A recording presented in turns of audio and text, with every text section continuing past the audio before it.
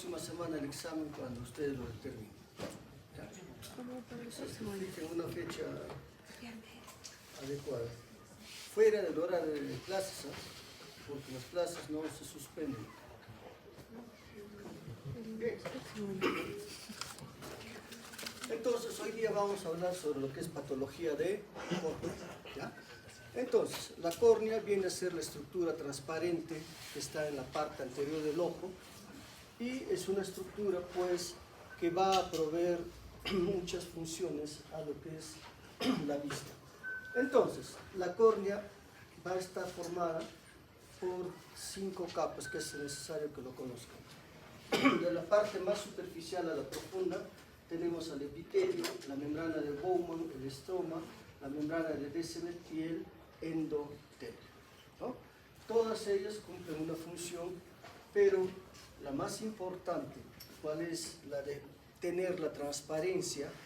Esta va a ser dada principalmente por lo que es el epitelio corneal y el endotelio, ¿ya? Estas dos estructuras se encargan de mantener la córnea transparente en todo momento. Sobre todo, el endotelio corneal cumple la principal función. Las demás estructuras, la membrana de Bowman sirve para que dé cierto grado de soporte a lo que es la córnea. El estroma viene a ser la parte más gruesa, más amplia de toda la córnea. Y la membrana de Descemet sirve para también soporte de lo que viene a ser el endotelio. Entonces acá tenemos a lo que es la membrana de Bowman, células epiteliales, todo lo que es las células de la parte central, que es la más voluminosa. Un dato que hay que tener en cuenta es que el endotelio corneal tiene una cantidad de células al nacimiento y una cantidad muy diferente a la edad anciana. Vean cómo la cantidad de células endoteliales corresponde a un niño, a una persona adulta y a una persona anciana. ¿Por qué es importante esto? Porque las células endoteliales, habíamos dicho, van a hacer de que se encarguen de lo que es la transparencia de la córnea. Si ya en la edad senil hay una cantidad disminuida de células endoteliales, en la edad senil se hacen muchos tipos de cirugía, entre los cuales se tiene la cirugía de catarata. Y en la cirugía de catarata se pierde cierta cantidad de células endoteliales en cada operación. Entonces, ¿qué podría ocurrir? Que exista una descompensación de la córnea porque no hay la cantidad de células endoteliales adecuadas para mantener la transparencia. Entonces, esta cirugía que se puede hacer, si bien técnicamente está bien hecha, pero desde el punto de vista de alteración de la célula endotelial, podría la córnea descompensarse, el paciente no ver bien. Pero todo ajeno al acto quirúrgico, sino a un cambio que normalmente existe en las células endoteliales. Entonces, la córnea va a cumplir dos funciones principalmente, de protección y de refracción. Protección porque por su rica inervación va a hacer de que exista pues va a haber signos de alerta de que algo está ocurriendo en la córnea para que pueda haber una intervención pronta. Y la composición estructural va a estar formada de tal manera de que permite el paso de la luz hacia estructuras hasta la retina. Y la córnea viene a ser la primera estructura en cuanto al poder refractivo, ya que representa el 80% de todo lo que es el poder refractivo del ojo. Es por eso que la cirugía refractiva se realiza sobre la córnea. Se modifica la estructura de la córnea para hacer de que el paciente deje de usar lentes, ¿no? Y además, esta refracción, gracias a la transparencia y a la vascularidad de la córnea, también se va a cumplir en forma adecuada. Bien, cuando nosotros evaluamos la córnea, tenemos que tener en cuenta que las lesiones que aparecen en la córnea van a tener una traducción que es objetivable sobre la córnea. Cualquier alteración en lo que es la transparencia de la córnea debe de llamarnos la atención, ¿ya? Y una forma de nosotros determinar qué está ocurriendo en la córnea es hacerla a través de la tinción con fluoresceína, que nos va a permitir teñir la córnea. En este proceso, cuando se tiñe la córnea, podremos ver pues lesiones que aparecen en la córnea que van a traducirse en una coloración verdosa. Cuando un paciente tiene una patología corneal, la expresión que van a tener estos pacientes va a ser casi semejante. Siempre estos pacientes con alteración corneal van a presentar dolor ocular, van a presentar blefaroespasmo, fotofobia, lagrimeo, ¿ya? Esa es una característica de todas las patologías corneales, sobre todo las de tipo infeccioso, las de tipo traumático, las agudas. Es necesario que lo tengan en cuenta. Bien, ¿y la córnea de qué manera lo evaluamos? Tenemos varios equipos, comenzando por lo que es la lámpara de hendidura en el consultorio, que nos permite evaluar la córnea. Pero a esto podemos hacer la queratometría para determinar el ángulo de la córnea, topografía corneal computarizada que nos va a determinar cómo es la superficie de la córnea. Esto sirve para buscar si hay queratoconos, si hay ectasias corneales que puedan contraindicar una cirugía refractiva o hacer el diagnóstico de estas patologías. La paquimetría nos va a determinar el grosor de la córnea, también con miras a una cirugía refractiva. Si la córnea es muy delgada, no puede operarse.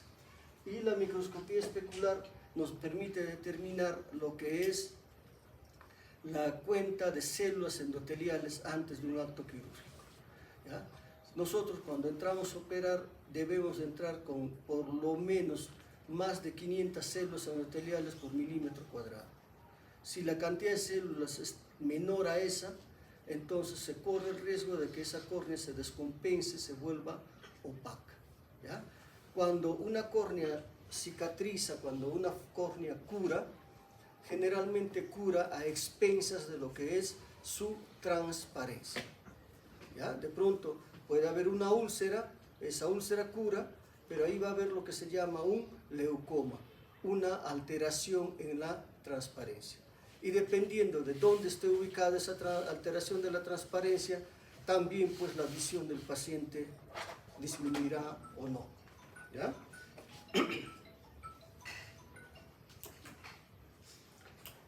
Entonces, veamos algunas patologías que se van a presentar en lo que es la córnea.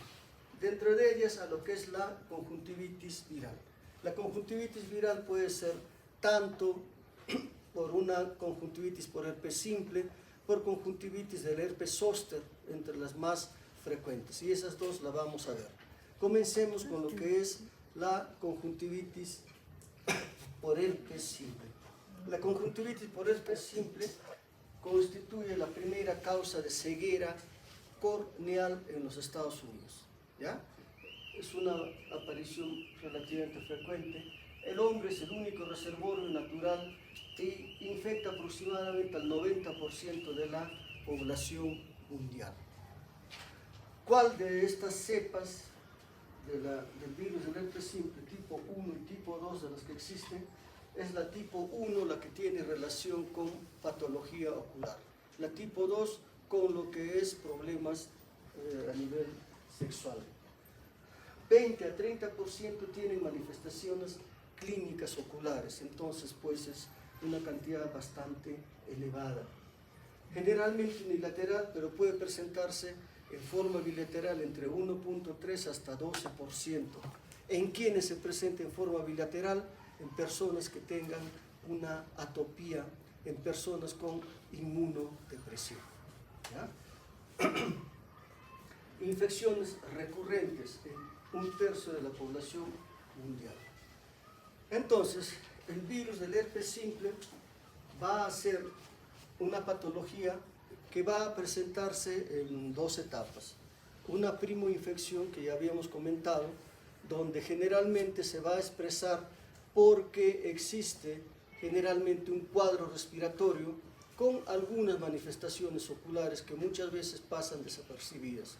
Pero el gran problema del virus del herpes simple constituye lo que es la recurrencia, la reactivación, porque en la primoinfección lo que va a ocurrir es que este ganglio va a estar en estado latente en las células nerviosas, y va a haber situaciones que van a provocar la reactivación de la misma.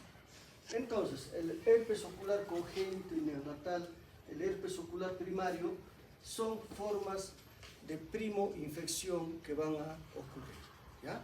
De estas, la más frecuente es el herpes ocular primario, una conjuntivitis primaria que pasa generalmente desapercibida. Las formas recurrentes, que es lo que nos va a tocar desarrollar, son blefaritis, la misma conjuntivitis, pero sobre todo las queratitis, ¿ya? Estas son las enfermedades más graves y estas son ya recurrentes, ¿ya? Y además la iridoicicritis también que puede presentarse. Entonces, el herpes ocular primario es más común pues en la infancia, en adultos jóvenes. Vean, solo 6% son sintomáticos, que pueden presentarse pues como una conjuntivitis folicular aguda, pero que pasa en la gran mayoría de los casos desapercibida. Entonces, tenemos un 94% de la población que ha hecho infección a virus del herpes simple, que es asintomática y que no sabe que lo tiene. ¿Cuándo se dará cuenta? Si es que tiene una reactivación. Y esa reactivación, cuando se presenta, lamentablemente ya no es de este estado que es bastante leve, donde, como en cualquier conjuntivitis viral, encontraremos pues una queratoconjuntivitis, adenopatía preauricular y en algunos pacientes vesículos en párpados y perioculares, ¿ya? Pero todo esto es primoinfección. De las formas recurrentes de la enfermedad, existe también lo que viene a ser un herpes ocular manifestada por blefaritis herpética, que se va a caracterizar porque va a existir vesículas que van a estar ubicadas en el párpado, las mismas que pueden ulcerarse, formar costras, pero que no dejan cicatriz. El diagnóstico pues, es bastante claro, es clínico, y en quienes se presenta más, en inmunocomprometidos y también en neonatos, donde el tratamiento tendría que ser sistémico. Esto ya es una recurrencia, pero la forma de presentación es rara, ¿ya? No es tan frecuente. El tratamiento puede ser con aciclovir tópico o con aciclovir sistémico. Si es que esas lesiones se sobreinfectan, se dará también tratamiento sistémico por vía oral con antibióticos. Muy bien, la queratitis ocular herpética, ¿ya? Las queratitis herpéticas, ¿no?, son de las manifestaciones más importantes de lo que viene a ser el virus por el herpes simple. Entonces, veamos lo que es la queratitis epitelial infecciosa. Esto ya es una reactivación. Y en esta queratitis epitelial infecciosa, ¿qué es lo que va a existir? Va a existir una invasión del virus del herpes simple en el epitelio corneal, ¿ya? ¿Cómo se manifestará? Desde el punto de vista signológico, vamos a encontrar lo que se llama unas úlceras dendríticas. Son úlceras o son lesiones que se van acumulando y van a dar una apariencia dendrítica arborescente, ¿ya? Entonces, ¿cómo se va a manifestar esto? Con lo que habíamos dicho, manifestaciones corneales que se traducen por dolor ocular, blefaroespasmo, fotofobia lagrimal, acompañado de la consiguiente congestión ocular, pero una congestión ocular que se llama congestión ocular ciliar. ¿Ya? Eso ya quedará para lo siguiente. Entonces, cuando el paciente de pronto ya tiene un tratamiento previo, sobre todo con corticoides, esta lesión dendrítica puede hacerse más amplia y adoptar esta posición que llaman geográfica. ¿Ya? Pero en todo caso, el virus del herpes simple va a tener una manifestación dendrítica geográfica.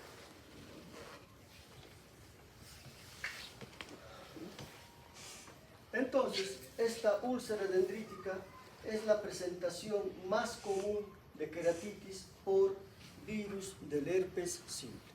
Recuerden que en esta patología específica existe invasión de las células epiteliales por el virus.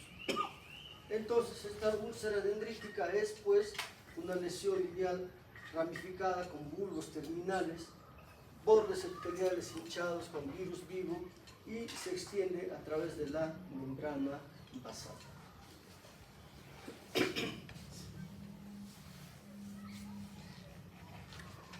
La úlcera geográfica, digamos que es una úlcera dendrítica exacerbada, principalmente por factores locales como uso de corticoides tópicos o situación inmunológica del paciente.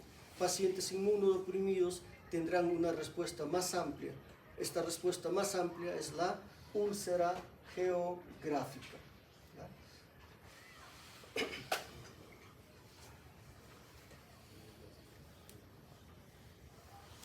Muy bien, entonces, si esta lesión dendrítica, si esta lesión geográfica va a la curación con el tratamiento que se da, que son antivirales para el virus del herpes simple, algunas de ellas van a quedar sin ningún tipo de secuelas, sin ningún tipo de problemas, va a haber una buena cicatrización, pero algunos de ellos pueden tener una cicatrización y esa cicatrización va a ser, decíamos, a expensas de la transparencia corneal y que va a aparecer la presencia de lo que es un leucoma.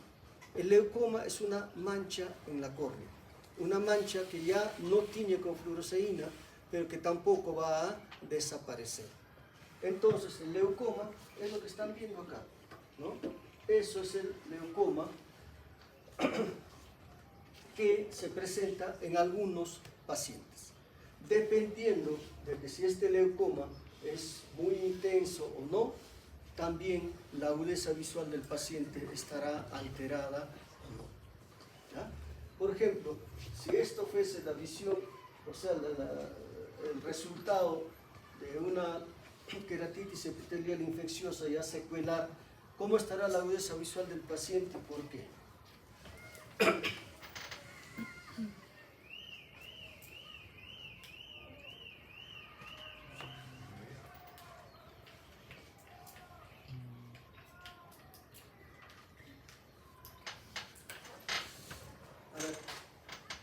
¿Cómo estará la visión de ese paciente? Disminuida. ¿Por qué? Por esas manchas que estamos poniendo con... Ya, pero además, ¿qué pasa con esa mancha?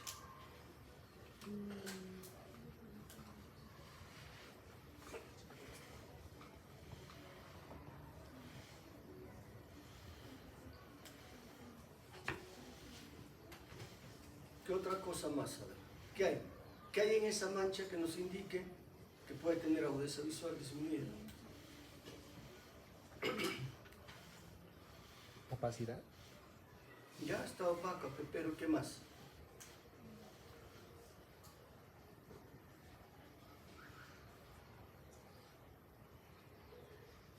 Porque tiene una localización también central, ¿no? En el eje visual por donde uno mira.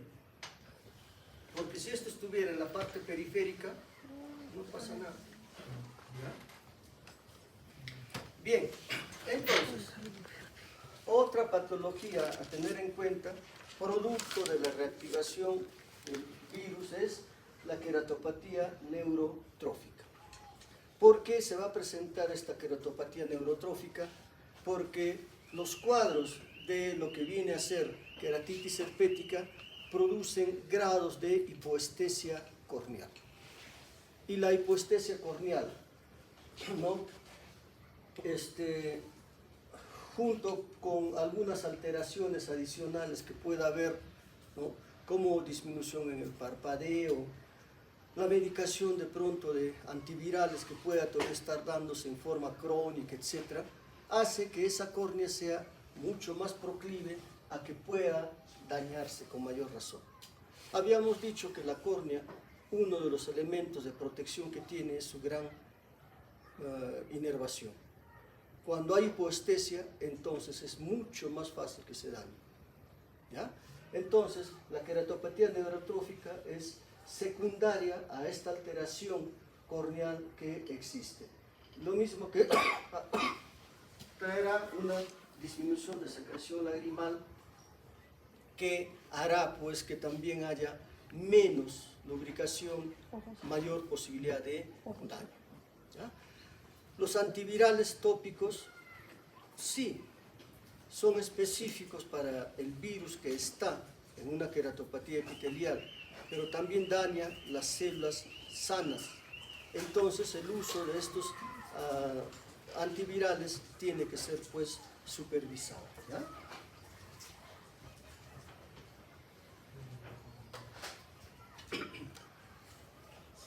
Bien, habíamos dicho, el herpes simple daña al epitelio. Pasada la cicatrización de todo esto, viene un proceso donde hay una disminución de la sensibilidad y esto puede traer una queratitis neurotrófica. Pero también en esta reactivación puede haber un compromiso del estroma. ¿Ya? Ya no el epitelio, sino del estroma. Y esto se presenta en 2% de los episodios iniciales de la enfermedad ocular por virus del herpes simple, pero en 20 a 48% de enfermedad ocular recurrente. ¿Ya? O sea, puede presentarse como prima infección y puede presentarse como recurrencia, de las dos formas. ¿Ya? En infección primaria se presentan las dos formas de presentación, la queratitis estromal necrotizante y la queratitis estromal inmune, que es la forma de presentación también en recurrencia. Solamente en la primera infección esto es algo más grave. Entonces, esta queratitis estromal es mucho más frecuente en la recurrencia. ¿Ya? Tengan en cuenta. Entonces, tenemos una queratitis estromal necrotizante. El que existe una invasión viral directa del estroma corneal es un poquito raro, ¿ya? Pero, ¿qué signos clínicos va a haber? Va a haber pues necrosis, ulceración, una infiltración densa del estroma. Y en esta patología de lo que se llama queratitis estromal necrotizante va a haber un defecto epitelial suprayacente. El epitelio está dañado. ¿Ya? Es una inflamación severa con adelgazamiento y perforación en corto tiempo. Y a menudo es refractaria a antiinflamatorios y antivirales. ¿Ya? En este tipo de patología, como hay compromiso de lo que es el epitelio corneal, se sospecha que puede haber también lo que es compromiso viral, ¿no? Y puede haber también compromiso por el virus mismo en el estroma corneal. Por eso a veces se da tratamiento con las dos cosas. Pero aún así, la respuesta no es muy buena. ¿Qué es lo que se va a encontrar? Un edema estromal prácticamente pues en todo lo que es la córnea, que puede producir necrosis, ulceración, perforación corneal, etc. La otra forma de lo que viene a ser queratitis estromal viene a ser la queratitis estromal autoinmune, lo que llama la queratitis intersticial, ¿ya? Es una manifestación recurrente, crónica, común del virus del herpes simple hasta el 20% de los casos, y esto se debería a una respuesta a un antígeno viral retenido en el estromo. Y a esto hay una respuesta de la córnea que va a causar pues esta queratitis estromal inmune, que se va a traducir ¿por qué?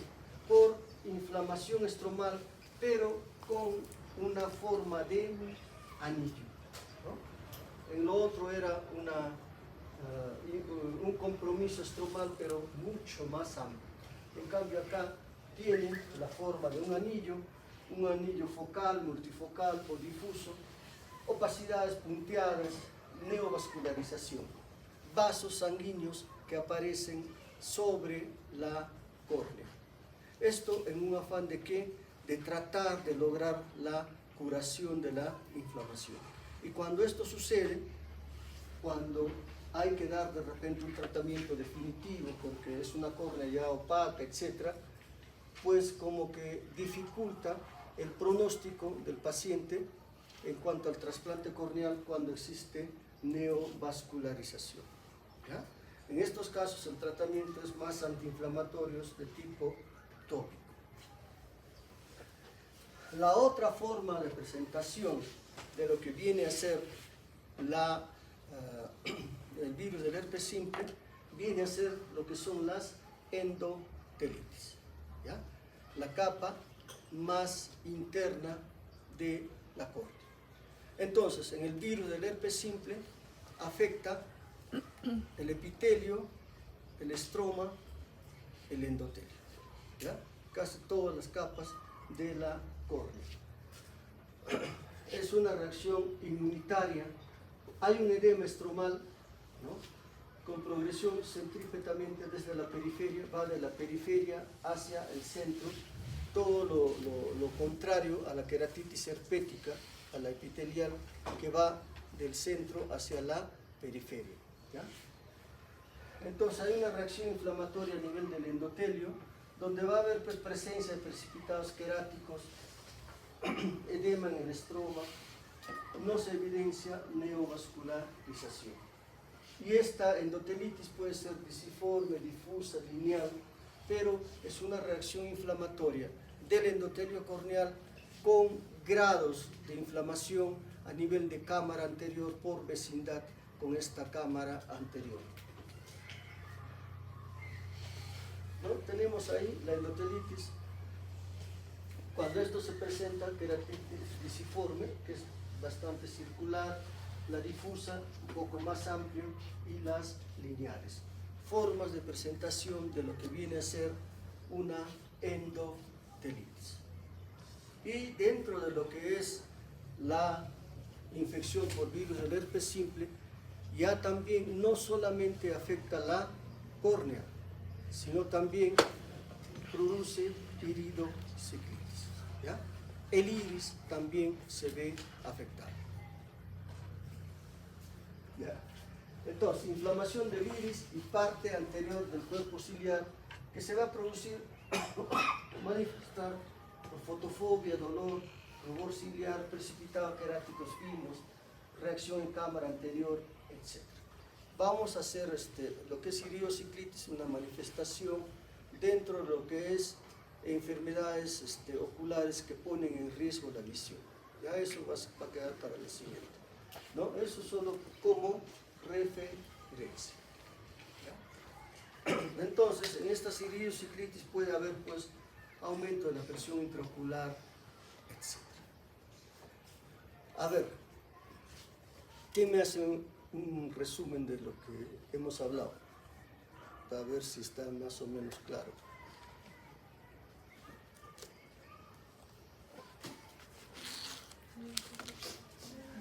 A ver. Lo que te acuerdas. ¿Ah? ¿No te acuerdas? A ver, alguien que se pueda acordar. Para que quede fijo. Tenía un cuadro resumen que no lo tengo ahorita. Pero así pasa. Es que paro cambiando bien. Bueno. Ya. La prima infección. 94% de ellos asintomáticos. En el 6%, vía respiratoria afectada, con una cuestión localizada que puede haber por ahí de pronto una vesícula, una queratoconjuntivitis, etc. ¿Ya? Pero leo. Ya después vienen todo lo que significa las recurrencias. ¿Ya?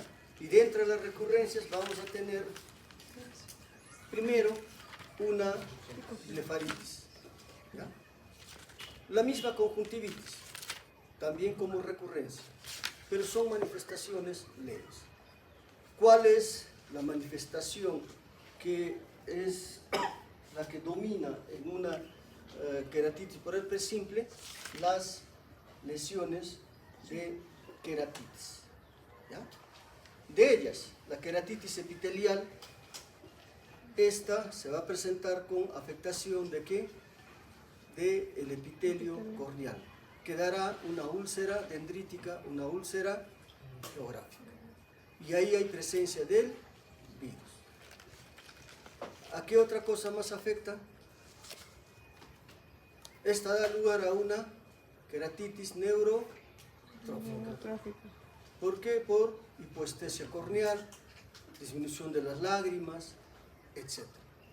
Ya después vienen lesiones del estroma corneal, ¿no? La necrotizante, la intersticial, las dos. En la primera hay daño del epitelio corneal, se presume que podría haber presencia de virus vivo, tratamiento en los dos lados, ¿no? Y en la otra es más de tipo inmunológico. ¿Ya? Y la otra forma de presentación que ya afecta al endotelio. Listo. Ahora, además, por vecindad puede haber iridociclitis.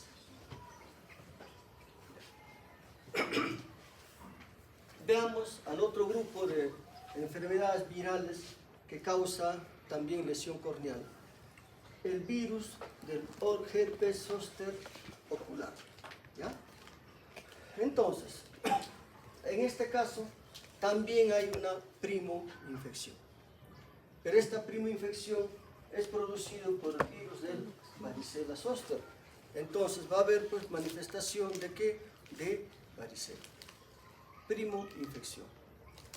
Después queda este virus en forma latente hasta que va a haber un momento en que va a haber una reactivación del mismo. Pero cuando ya es recurrente, ahí está el virus del herpes zóster, ¿ya?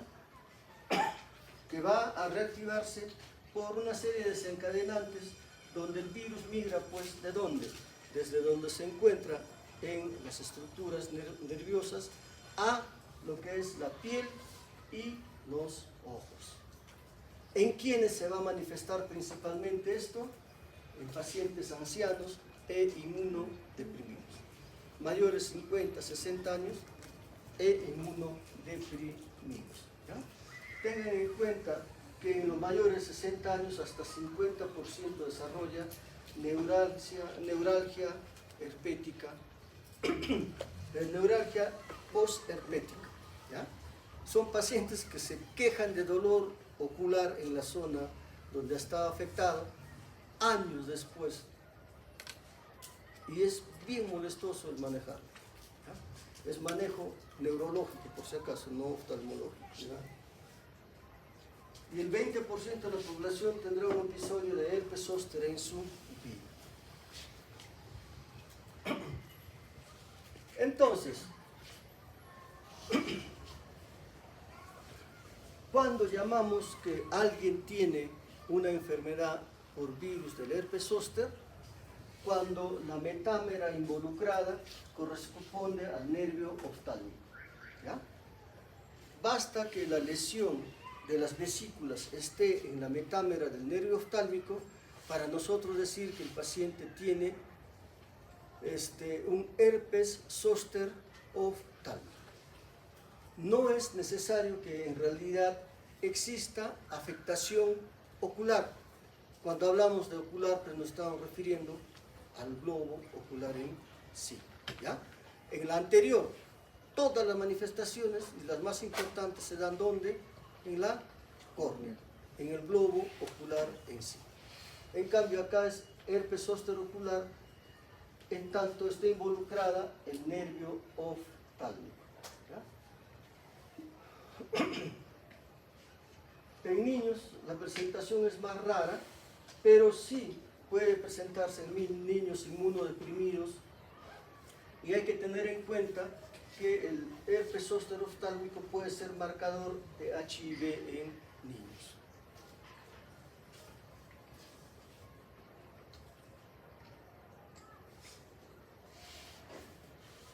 A ver, ¿quién interpreta lo que está viendo?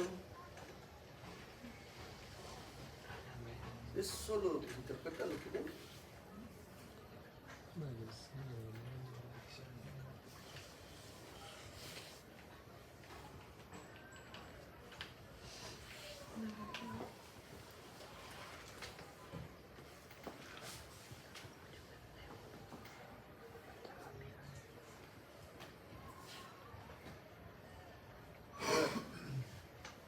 ¿Qué ves? Una lesión en mi cara derecha. Micar es mucho. Una lesión de ojo derecho y que queda un poco a pegadito.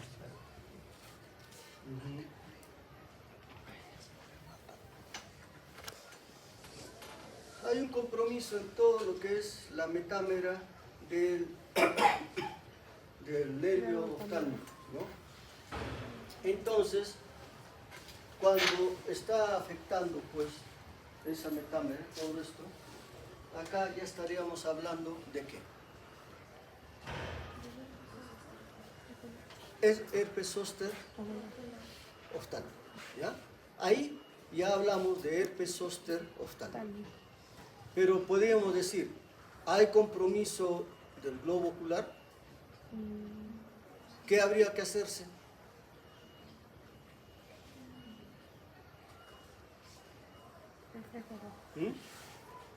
¿Qué? Evidenciar daño en la córnea. ¿Ya? Hasta ahí, diagnóstico herpes zóster ocular. Compromiso ocular, habría que buscar qué compromiso ocular hay en base a lo que vamos a comentar. ¿Ya? Cuando existe el virus del herpes zóster oftálmico, se presenta a lo largo de todo el año. No es una cuestión estacional. ¿Ya? Pero algo que hay que tener en cuenta es de que los virus pueden ser aislados de las vesículas de los pacientes no complicados durante 7 días después de la aparición de la erupción. Y esto es más contagiante cuando el paciente todavía está más inmunodeprimido. Entonces, para evitar contagios, cuando los pacientes están con el periodo de vesículas donde está más contagioso, nosotros evaluamos a ese paciente y a través de las manos estamos contagiando a otras o nos podemos inocular el virus. ¿Ya? Tengan en cuenta ese dato sobre el herpes zóster. Ya saben ustedes que entre los factores de riesgo tenemos una alteración funcional de la inmunidad relacionada principalmente con el envejecimiento. Ahora, puede haber alteración del sistema inmune de diferente etiología, o porque se sufre alguna enfermedad que produce disminución de la inmunidad, o porque se está en tratamiento sistémico con algunos medicamentos que producen pues, este tipo de alteraciones. Muy bien. Entonces, ¿cuáles son las formas clínicas de presentación de lo que viene a ser este virus del varicela zoster. Va a haber una invasión viral directa del epitelio o puede ser de la conjuntiva también, epitelio corneal y conjuntiva. Cuando sucede esto, también al igual que en el herpes simple puede haber una queratitis neurotrófica con la misma manifestación y puede haber una inflamación secundaria por mecanismos autoinmunes que darán una queratitis estromal, uveitis, pero a esto ya se suma una escleritis y epiescleritis. ¿Ya? Vean, las manifestaciones del herpes simple y herpes zóster son bien similares, ¿no? Queratitis epitelial, la neurotrófica, estromal, uveitis, ¿no? A esto se suma la escleritis, epiescleritis. ¿Ya?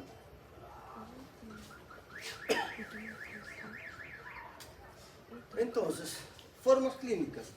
La queratitis epitelial.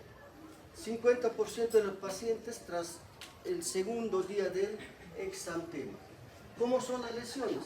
Dendríticas o estrelladas que se tiñen con fluoresceína. ¿Ya? Esta es la del herpes simple, esta es la del herpes zóster. Parecidas.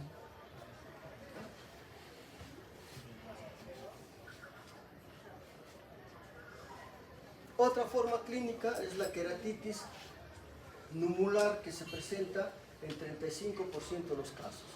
Cuando se espera al 10º día de la erupción, que son depósitos granulares subepiteliales rodeados por halos de turbidez estromal, ¿no? Son lesiones en forma de moneda que van apareciendo, por eso el nombre de numular.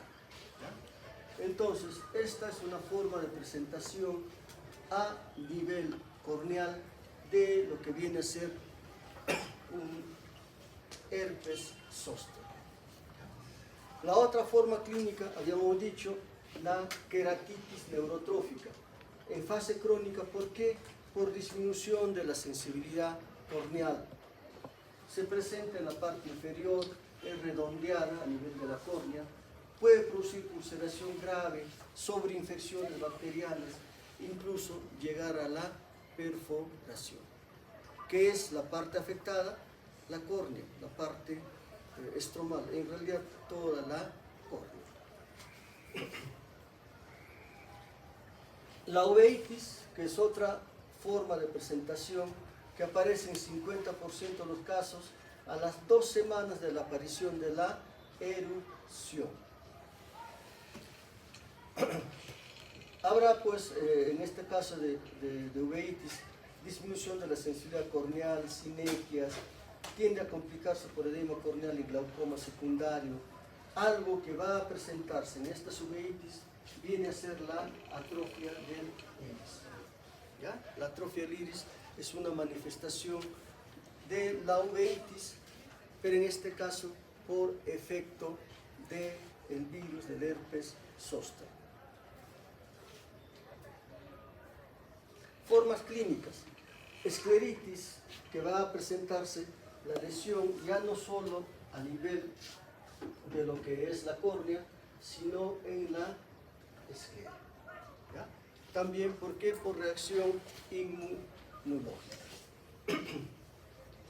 Ahora, lo que viene a ser la queratitis por herpes zóster tiene mucha forma de presentación a nivel ocular, ¿no? Más que en el virus del herpes simple.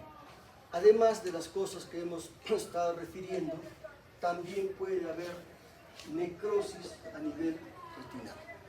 Entonces, las manifestaciones de esta patología pues son mucho más agresivas y dentro de este proceso de necrosis retinal puede haber desprendimiento de retina, oftalmoplegia.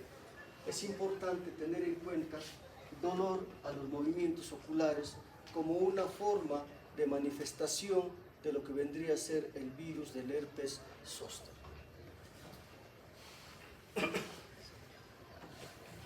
Ahora, También puede haber complicaciones neurológicas, puede haber parálisis de pares craneales, más frecuente del tercer par craneal, puede haber neuritis óptica, encefalitis, hemiplegia contralateral, aunque estas tres últimas afortunadamente son complicaciones raras. Entonces el virus del herpes zóster sí pues es un virus que puede afectar solamente la piel, ¿no?, en cuanto a lo que es ojos, pero también puede afectar casi todo el globo ocular e incluso tener complicaciones neurológicas. Como complicaciones, ¿no?, se dan complicaciones crónicas, pueden causar pérdida visual, puede dejar secuelas, ¿ya? El incremento severidad de las lesiones en piel del herpes zóster es un predictor de recurrencia de complicaciones oculares y pérdida de visión. ¿Qué tanto compromiso hay en piel? Va a ser un buen indicador de las probables complicaciones que podrían presentarse a nivel ocular y también pues a nivel neurológico. Entonces, los objetivos del tratamiento es tratar de acortar el tiempo de replicación viral. ¿Esto qué implica? Un tratamiento oportuno, un tratamiento rápido. ¿Para qué? Para evitar todas las probables complicaciones que podría tener, porque a mayor carga viral definitivamente las complicaciones podrían ser mayores. Para prevenir la diseminación de enfermedad, limitar la gravedad, extensión y duración del proceso, ¿ya? Entonces tengan en cuenta a lo que viene a ser este virus, ¿ya? Tenemos antivirales que cumplen un resultado bastante adecuado, pero es lo que se tiene, y cuando hay, pues hay que dar el tratamiento al paciente, ¿ya? Cuando se dice que también la vacunación podría cumplir una función, ¿ya? Sobre todo en lo que viene a ser la segunda generación de este tipo de vacunas, que se dice que tiene una mejor prevención y una mejor cobertura de evitar la enfermedad.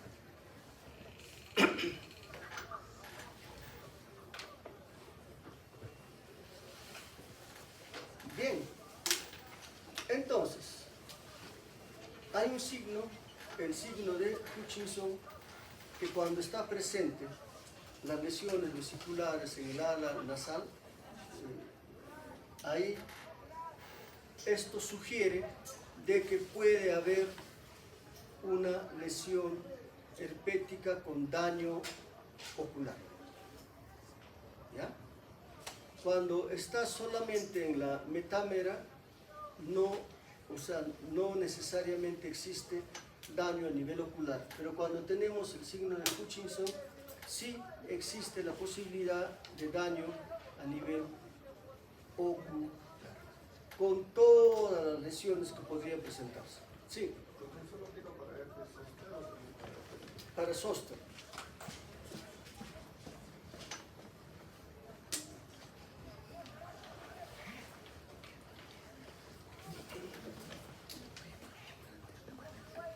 Muy bien.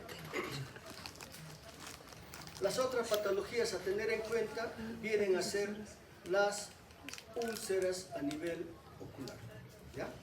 Úlceras dadas por bacterias, úlceras dadas por hongos, ¿ya? Veamos entonces primero lo que viene a ser lo que es una úlcera bacteriana. Entonces, la úlcera bacteriana no es una afección relativamente común que cuando se presenta va a afectar la visión. Cuando se presenta esta úlcera bacteriana, va a existir pues una destrucción progresiva del tejido corneal que puede llegar a la perforación corneal.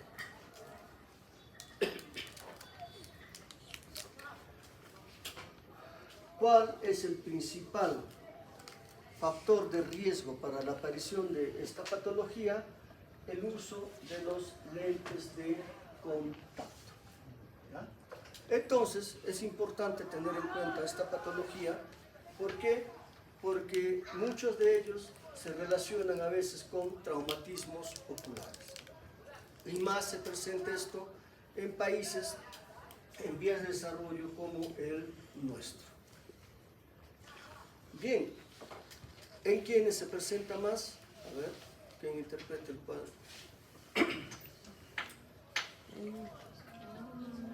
Jóvenes de 21 a 30 años. En Jóvenes sí, masculino. masculino. ¿Ya? Esa es la forma de presentación más frecuente, mayor en varones y en personas jóvenes en edad laboral. Entonces, ¿cuáles son los factores de riesgo? Habíamos dicho lo que es el uso de lentes de contacto, pero también cualquier proceso a nivel ocular. Si el paciente usa gotas de corticoide, producirá inmunidad local que va a favorecer pues, la aparición de este tipo de patologías. Si tenemos enfermedades como el ojo seco, que es un proceso crónico en la vista, también es un condicionante para la aparición de ello. Si ha habido lesiones de lo que es afectación de la superficie corneal por avitaminosis A, por reacción inflamatoria como Steven Johnson, etc., también son factores que van a hacer de que exista lesiones a nivel de la córnea, ¿no?, que favorecen la lesión por bacterias, formación de úlcera por bacterias. ¿Ya? Vamos a manejar esto del lino como lo que es la frecuencia. ¿Ya? En el Instituto Nacional de Oftalmología, en el 22, la principal causa de lo que significa úlceras corneales por bacterias son por estafilococo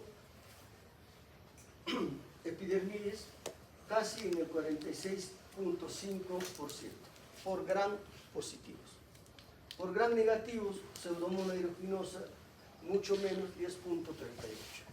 Definitivamente una úlcera por pseudomonas es mucho más agresiva. ¿Ya? Pero la más frecuente por estafilococo epidermidis, por estafilococo aureus. Entonces, cuando tenemos un proceso de lo que viene a ser una úlcera por bacteria, lo que va a ocurrir, ¿qué es? Pues, en primer lugar, una adherencia bacteriana.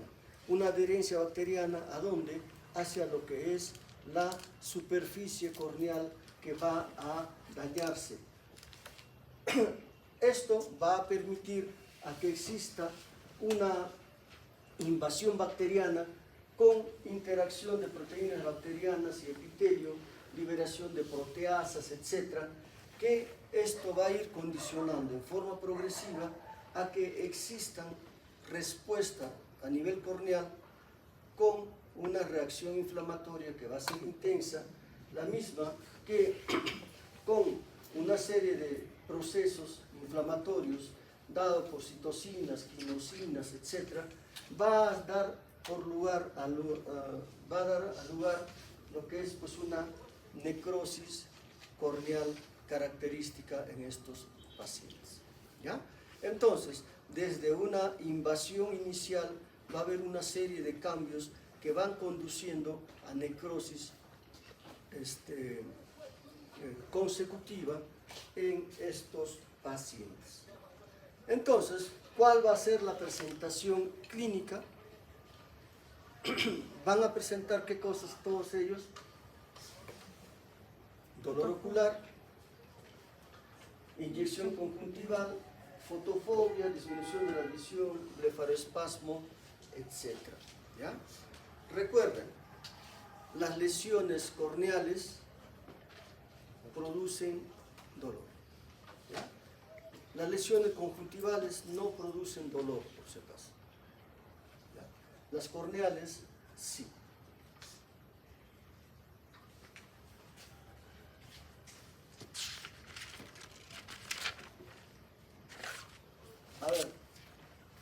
estará expresando? Dolor, ¿Mm? dolor, visión, alteración de la visión, ¿Cuál? disminución de la visión, fotofobia, ¿Ya? ¿Está bien?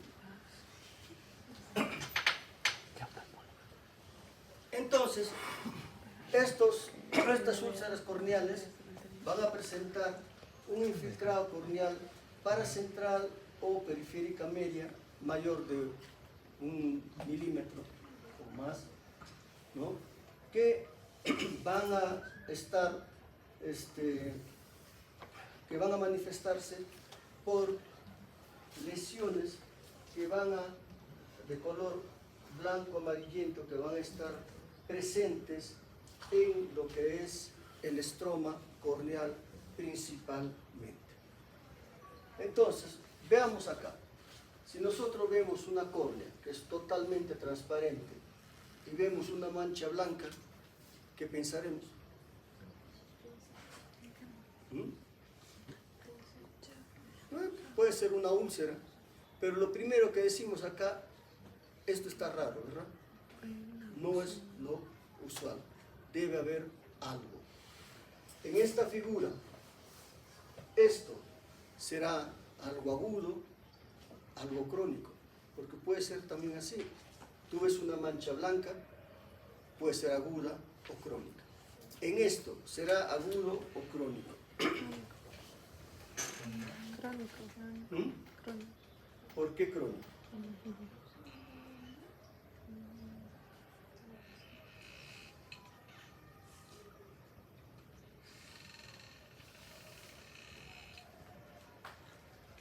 Vean la figura. ¿Por qué agudo? ¿Por qué crónico?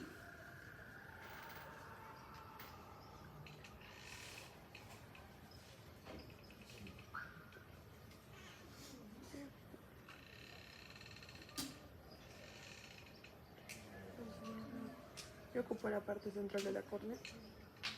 Ya. No sabe, ahí hay una mancha en la córnea, ¿verdad? Sí. Esa mancha puede ser ya una cicatriz o puede ser algo agudo. En ese paciente, ¿eso es agudo o es crónico? ¿Y por qué?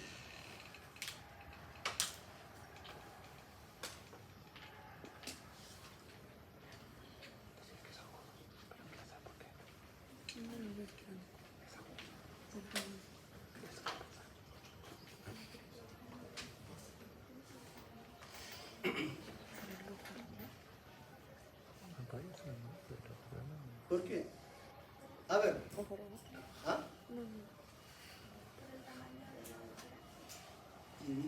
Otra, por el ojo rojo. ya.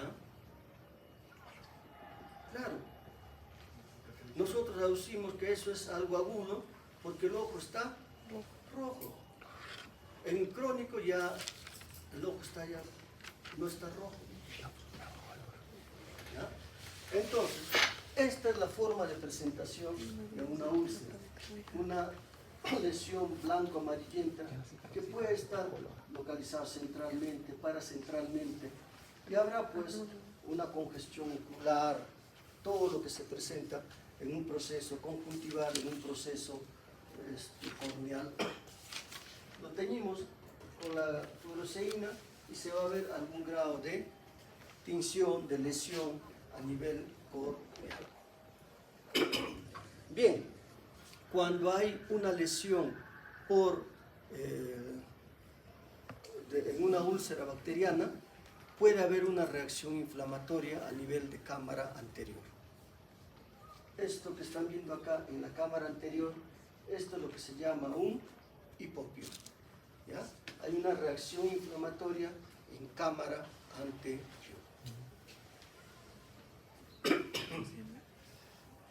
Muy bien, entonces, cuando estamos frente a un paciente que tiene una úlcera bacteriana, nosotros tenemos diferentes medicamentos con los que podemos enfrentar, ¿no? Podemos enfrentar con fluoroquinolona de tercera, cuarta generación, que cubren gram positivos y las atípicas. Entonces, con esto podemos controlar. habíamos dicho que el dolor es una manifestación que se presenta en patología córnea. Entonces, el dolor hay que calmarlo. ¿Y cómo lo calmamos? Con el uso de cicloplégicos. Dilatamos la pupila para que exista un reposo de los músculos a nivel del iris. ¿Ya? Entonces, con eso calmamos lo que es el dolor. Pero, además de lo que viene a ser estas fluoroquinolonas de tercera, cuarta generación, también tenemos algunos medicamentos que podemos usarlo como medicamentos fortalecidos. O sea, estos productos los diluimos y podemos echar en la superficie corneal. ¿Ya? Entonces, con esto podemos ayudarnos a que esa córnea trate de cicatrizar, de que pase la enfermedad. Además de que existen una serie de procedimientos que pueden ayudar al tratamiento médico, como el recubrimiento conjuntival. La conjuntiva se cubre la córnea y se hace eso. Puede haber una queratoplastía penetrante laminar o lo que es el crossing, que es un fortalecimiento de la córnea. ¿Ya? Pero con todos estos procedimientos lo que queremos hacer, ¿qué cosa? De que exista una cicatrización de la herida, de la lesión. Pero esa cicatrización probablemente, ¿qué nos va a traducir o qué nos va a llevar? Por ejemplo, en ese paciente, la cicatrización, ¿va a haber una curación? Sí, pero ¿qué va a producir?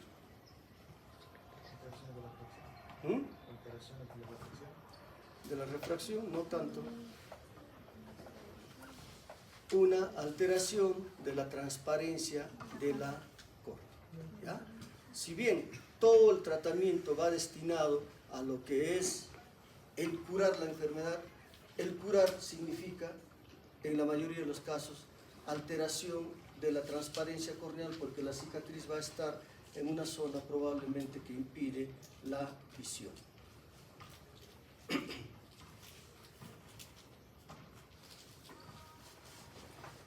Bien, otra patología que hay que tener en cuenta viene a ser la úlcera bacteriana. ¿Ya? Entonces, la úlcera bacteriana va a ser generalmente secundario a lo que viene a ser una lesión corneal por productos vegetales. ¿Ya? Y esto se presenta en países en desarrollo, en países desarrollados, etc. El periodo de incubación, 5 a 10 días después de la lesión corneal, ¿ya? Aproximadamente. Entonces, esto es una enfermedad que va a aparecer en población económicamente activa, generalmente pues varones. Factores de riesgo.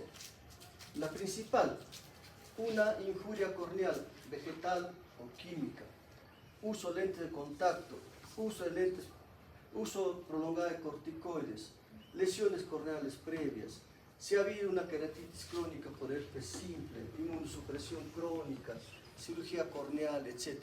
Todo esto contribuye a que pueda aparecer una úlcera micótica, pero con el desencadenante de una injuria corneal por vegetales. ¿Ya?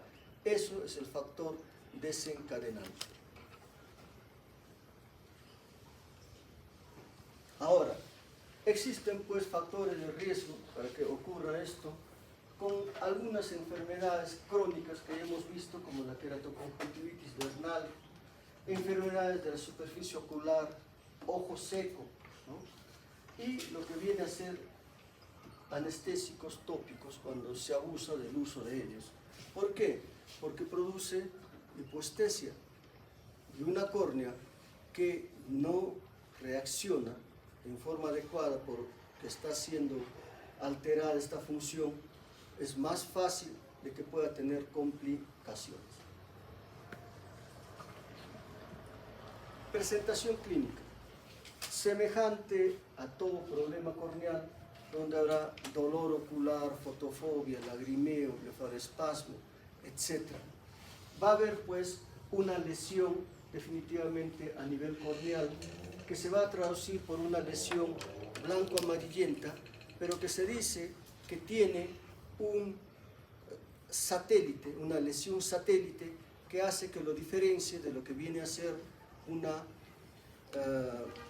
queratopatía por bacterias. ¿Ya?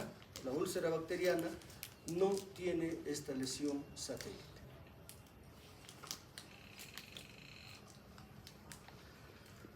Entonces, la presentación clínica: blefaroespasmo, hiperemia conjuntival, sobre todo de tipo ciliar, lesiones satélite que pueden estar presentes, que es el factor distintivo del otro. Va a haber también una reacción en cámara anterior. La presentación de lo que es úlcera micótica tiene una reacción inflamatoria en cámara anterior que es mucho más intensa que en la úlcera bacteriana. ¿Ya? En las dos puede haber reacción en cámara anterior, pero es más intensa en la cámara anterior en caso de hongos. Tenemos acá la lesión satélite, una úlcera micótica amplia.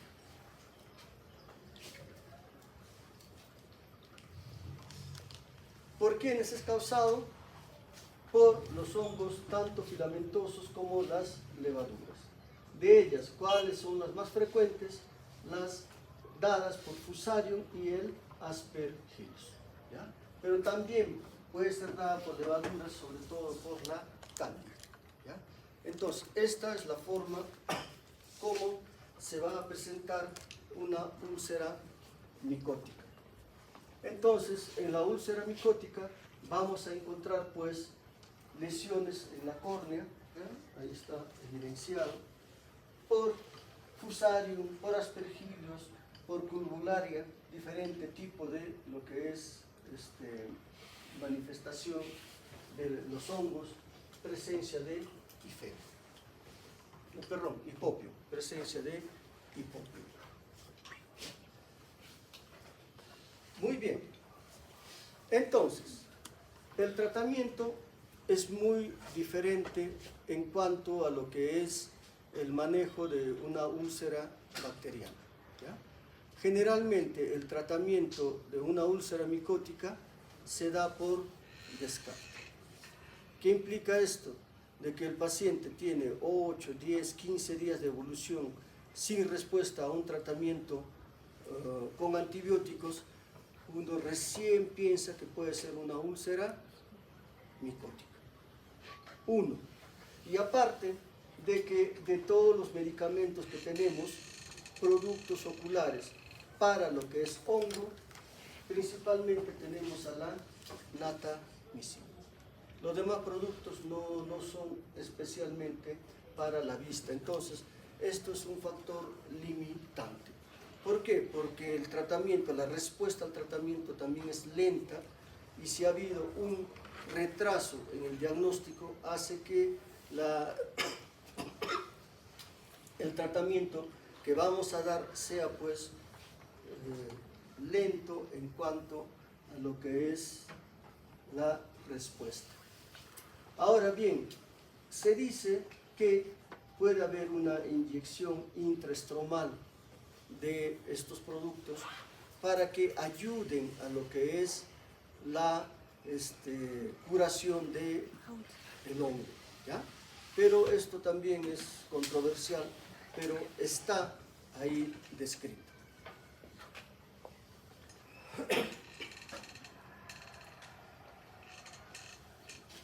Diferente tipo de manifestación de lo que viene a ser una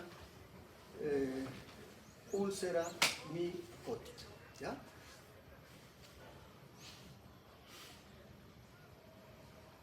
Alguno de ellos podría quedar bien después del tratamiento, con buena visión. El de allá probablemente, ¿verdad? Bien, Entonces, en cuanto a lo que es manejo quirúrgico, etc., lamentablemente los resultados no acompañan bien. Recubrimiento conjuntival, esas cosas, puede ayudar en la úlcera bacteriana, pero en la micótica no ayuda adecuadamente. Se puede intentar debridación, flap conjuntival, etc., pero los resultados no son muy buenos.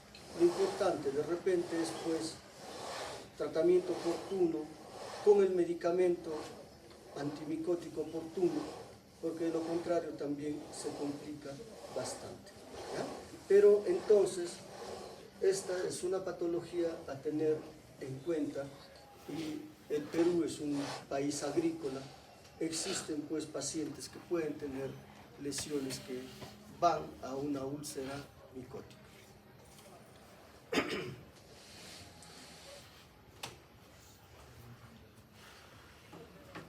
Bueno, para terminar, la última parte que viene a ser el ojo seco.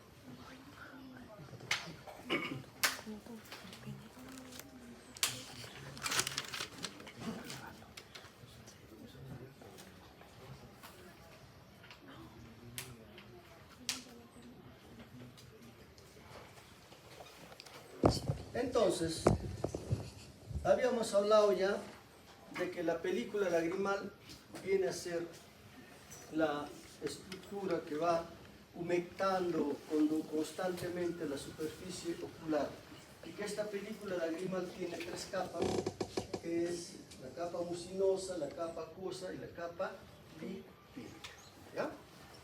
Entonces, esta película lagrimal, las células caliciformes van a formar pues la capa mucosa, la capa más interna. La capa acuosa es dada por la glándula lagrimal, que es la que ocupa la mayor cantidad de la película, y las glándulas del meiobio van a dar lugar a la capa lipídica, que es la capa que va a hacer de que no exista evaporación de la lágrima. Entre los tres hay un equilibrio que van a hacer de que el ojo siempre esté lubricado. Lo que es la capa más interna, la mucina, está formada pues por agua, por glicoproteínas de alto peso molecular, y cumple una función de tensión de la superficie lagrimal, ¿no? A través de estas vellosidades que están en el double set, hacen que exista esta película lagrimal, una mayor adherencia en la superficie ocular. La parte acuosa, que es dada por la glándula lagrimal, contiene una serie de electrolitos, contiene células inflamatorias, contiene anticuerpos que van a hacer de que el ojo se proteja de algún tipo de infección. Y la capa lipídica, que es dada por la glándula de meibomio, va a tener la función de evitar que esta película lagrimal se evapore.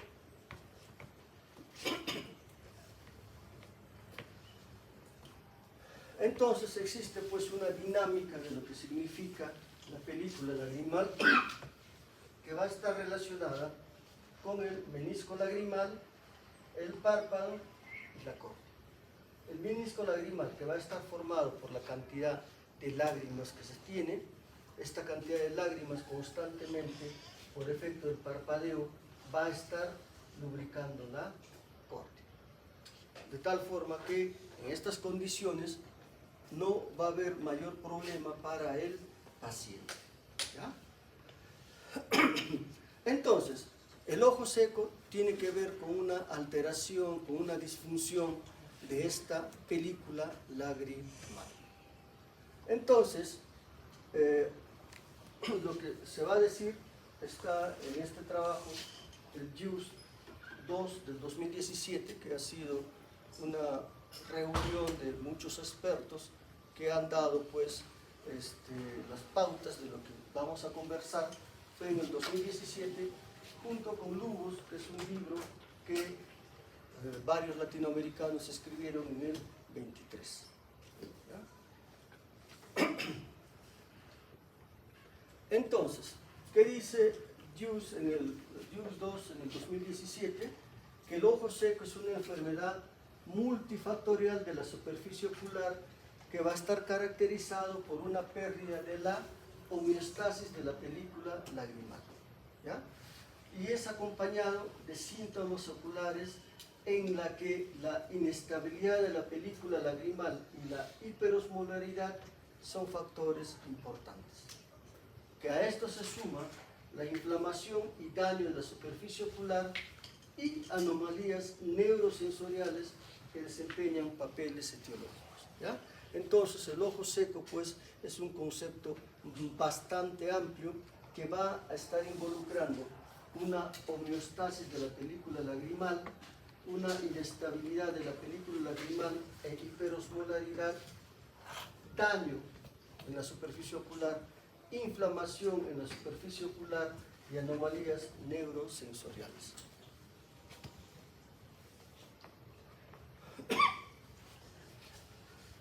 Mayor en mujeres con una prevalencia bastante grande, de 5 a 50% en la población, mayor en asiáticos, y la prevalencia va aumentando con la edad.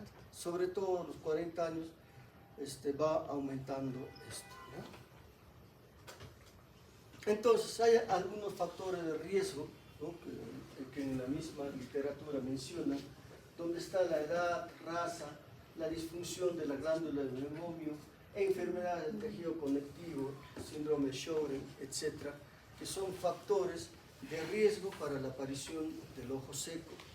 Otro tipo de factores de riesgo, la diabetes mellitus, rosácea, infección viral, infección tiroidea, trastornos psiquiátricos, pterigio, etnia, menopausia, acné, sarcoidosis, son factores de riesgo que van a estar presentes en lo que viene a ser el ojo seco, ¿ya? Entonces, en este cuadro lo que se pretende es dar a conocer qué es lo que ocurre en un ojo seco, ¿ya? Entonces, se dice qué pacientes tienen o no sintomatología para ir catalogándolos en lo que vendría a ser el tipo de ojo seco. El 8 es de que la enfermedad del ojo seco va a ser clasificada en dos grandes grupos. Aquellos que tienen una deficiencia en la producción del humor acuoso, de la deficiencia acuosa de las lágrimas, o existe una cantidad en la evaporación de las mismas, ¿ya? Pero que existe un tipo mixto, una combinación de ambas cosas. Entonces, cuando estamos frente al paciente hiposecretor del tipo acuoso, ¿no? Este ojo seco acuodeficiente va a ser debido principalmente a lo que es el síndrome de Sjögren, sea que esto sea primario o secundario, una alteración en la glándula lagrimal. Y en el síndrome de no Sjögren, que puede ser pues congénita, como la latrimia, displasias ectodérmicas, etc., o en las adquiridas, ¿no? Aquellos que vienen por lo que es inmunomediado, como síndrome de Johnson, pemphigoide cicatrizal, etc. Entonces, pues, el tipo hiposecresor tiene que ver con alteraciones de lo que es la glándula lagrimal principalmente. Y el tipo evaporativo con lo que es alteración en las glándulas del meiomio, ya sea porque existe una deficiente producción de la capa más superficial, o por alteraciones en la dinámica palpebral, ¿ya? Puede haber una producción de lágrimas bastante competente, pero situaciones como parálisis facial, lagoftalmos, etc., pueden hacer de que exista mayor evaporación. Y no necesariamente esto tiene que ser del orden patológico, sino también el mismo uso de las laptops, de las computadoras, del celular, conducen a ojo seco por alteraciones en la dinámica palpebral, por disminución en la cantidad de parpadeo. ¿Qué es lo que va a ocurrir en un ojo seco? Va a ser principalmente un aumento en la hiperosmolaridad. Eso es el factor desencadenante, que guarda relación principalmente con una mayor evaporación, aunque también puede haber una disminución en la producción del acuoso, ¿ya? Pero el principal factor viene a ser la hiperosmolaridad por aumento de la evaporación, que dará lugar a la liberación de una serie de mediadores a nivel de la superficie ocular que va a producir que exista inflamación y se perpetúe todo este cuadro. ¿Ya? Es lo mismo. Ahora, tiene que haber pues una integridad de la unidad funcional lagrimal. Existen una serie de estímulos aferentes y eferentes que van del ojo hacia la parte del sistema nervioso central, que tienen que estar pues en equilibrio. En condiciones normales esta se va dando de tal forma de que exista una producción de lágrimas en forma adecuada, de que exista el parpadeo adecuado, etc. Pero cuando ya aparecen cambios en la superficie ocular que va a traducirse por lo que es inflamación, que va a producirse por hiperosmolaridad, etc., esto va a conducir a que este arco se pierda y el cuadro se perpetúe.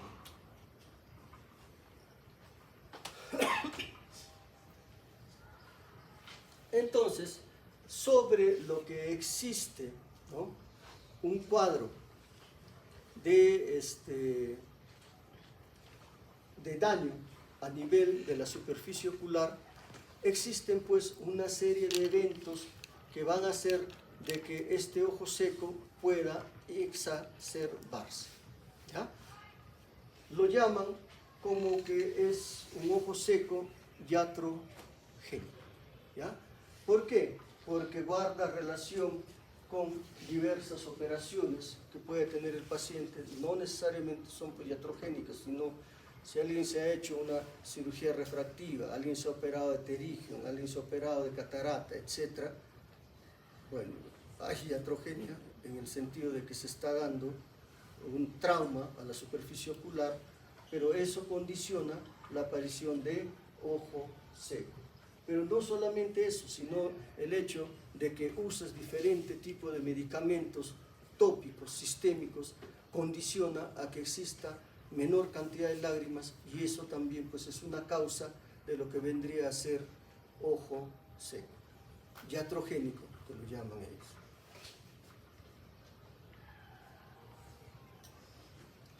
Entonces, clasificación del ojo seco iatrogénico, inducido por drogas sistémicas o tópicas, una serie de cirugías, ¿no?,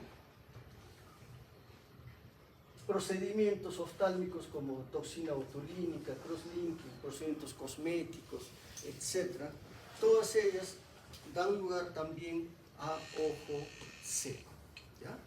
Ahora, hay pues una serie de medicamentos que se usan por patologías diferentes que tienen que estar bastante localizados, digamos, y saberse como causa de ojo seco sobre algo que ya se tiene, o simplemente que ello pueda producir disminución de lágrimas y por lo tanto que venga el ojo seco. Medicamentos, por ejemplo, la apracolodidina, primodidina, que son medicamentos que se usan en caso de glaucoma,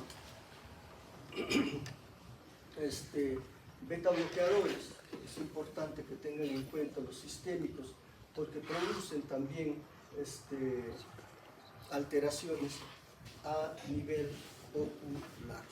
Entonces, hay también medicamentos a nivel sistémico, pues como los antirreumáticos, opiáceos, antirrítmicos, broncodilatadores, antihistamínicos, antidepresivos, medicamentos contra el Parkinson, antipsicóticos, etc., que pueden provocar ojo seco. Entonces, se tiene que descartar todo esto para poder dar con la etiología de lo que es el ojo seco. Entonces, el ojo seco obedece a múltiples mecanismos, al uso de medicamentos, sobre todo del tipo anticolinérgico, que va a producir la producción del componente acuoso y mucoso de la película lagrimal. Hay medicamentos que se secretan en las lágrimas, y estos medicamentos que se secretan en las lágrimas producen pues lesión a nivel de la superficie corneal. ¿Qué medicamentos? La miodarona, ácido etilsalicílico, cloroquina, ibuprofeno. Vean, son medicamentos de uso corriente. El alcohol también va a producir lo que se llama una secreción a nivel ocular. Entonces todo esto daña lo que es la superficie corneal. ¿Ya? Ahora, los síntomas que va a presentar un paciente va a ser sensación de cuerpo extraño, resequedad, arenilla en el ojo. Esas son las manifestaciones. ¿Habrá visión borrosa? Sí, porque se daña la superficie corneal. Habrá dolor, ardor, fotofobia, visión fluctuante. Pero el dolor no va a ser tan manifiesto como lo es en el estado de las otras lesiones, úlceras, lo que es cuerpos extraños, etc. ¿Por qué razón?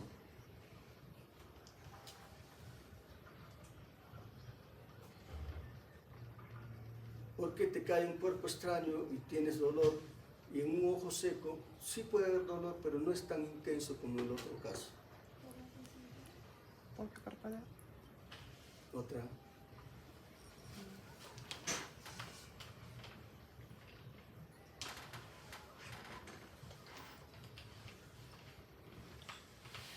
Porque es diferente una presentación aguda a algo ya más crónico. ¿Ya? Por ejemplo, ahí que tenemos ectropio,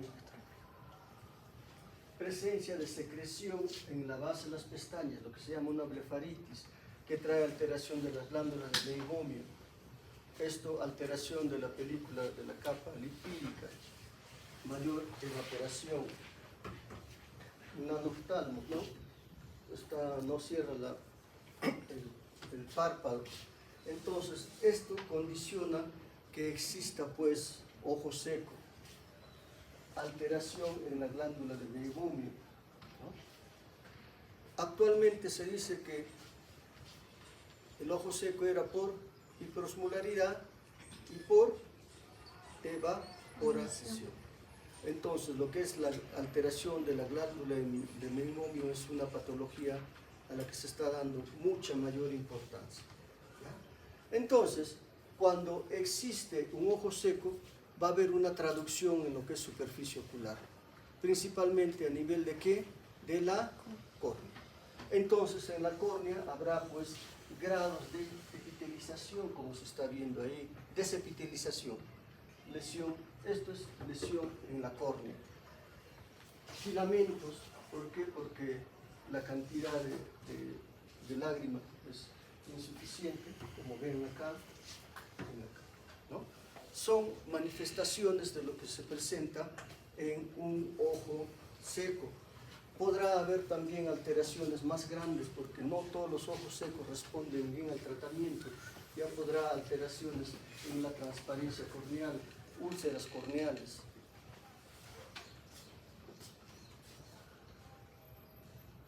Muy bien, para el tratamiento o para el diagnóstico, ¿cómo se hace el diagnóstico de ojo seco? En esta revisión que hicieron en DREWS 2, dan unas pautas, dentro de las cuales se hace un cuestionario sobre ojo seco, el DECO5, donde se pregunta una serie de preguntas al paciente, de tal forma que con esto se tiene cuál es la sintomatología por la que viene el paciente. De la misma forma se toma este test de superficie ocular, ¿no? Y con estos resultados ya se va valorando qué tanta posibilidad de ojo seco puede tener el paciente. El otro paso viene a ser ya el tratar de cuantificar los signos oculares presentes en la superficie ocular, ¿ya? Entonces, con el cuestionario que nos salga en el primero entre 5 a 6 positivo y en el segundo prueba mayor de 13, con eso ya tenemos sospecha de que pueda tener ojo seco. A esto se hace lo que es la medida del tiempo de ruptura de la película lagrimal y la medida de la osmolaridad. Si la osmolaridad es mayor de 308 miliosmoles, es positivo a que tenga ojo seco. Si hay una diferencia de 8 osmoles entre uno y otro ojo, también esto es positivo a que pueda tener ojo seco. Y lo que es el teñido de la superficie corneal. Con esto nosotros diremos este paciente tiene ojo seco, ya sea por deficiencia del acuoso o del tipo evaporativo.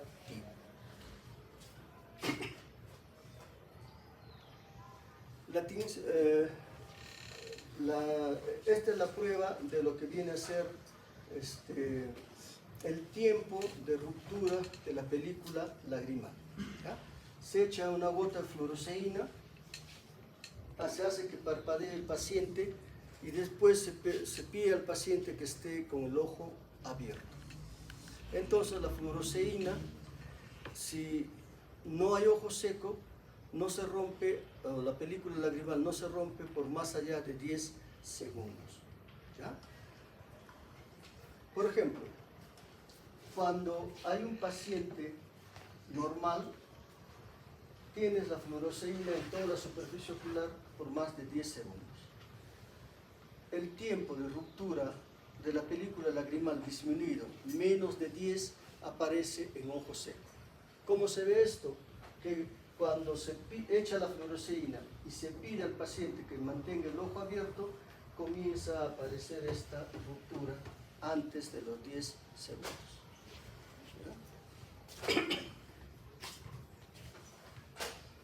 El test de Schirmer para ver qué tanta cantidad de lágrimas está produciendo el paciente.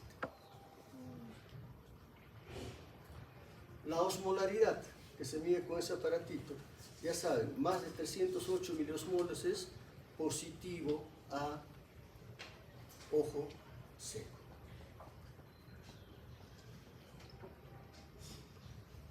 Hay también ahora, se hace la memografía, que es no invasiva, para ver cuál es el estado de las glándulas de May-Bowlby.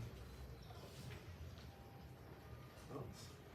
Entonces, el algoritmo diagnóstico, ya saben, la historia clínica por la que viene el cuestionario, las pruebas no invasivas que acabamos de mencionar, y en base a eso ya se hace lo que es el diagnóstico.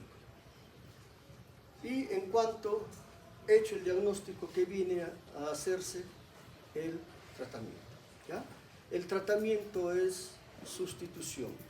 Si existe alteración en lo que es la película lagrimal, sea por mayor evaporación, por menor producción, lo que tiene que darse pues es lágrimas artificiales. Esa es la base del tratamiento. Y el tratamiento de las lágrimas artificiales tiene que hacerse pues en base también a lo que viene a ser la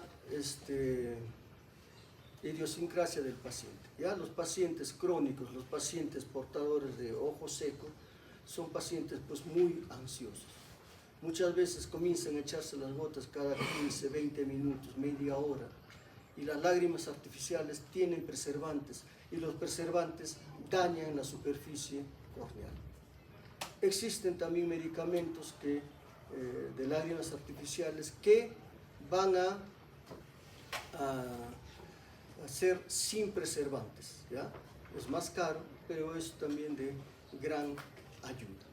Entonces, en el tratamiento del ojo seco hay una serie de pasos que hay que ir dando, pero el más importante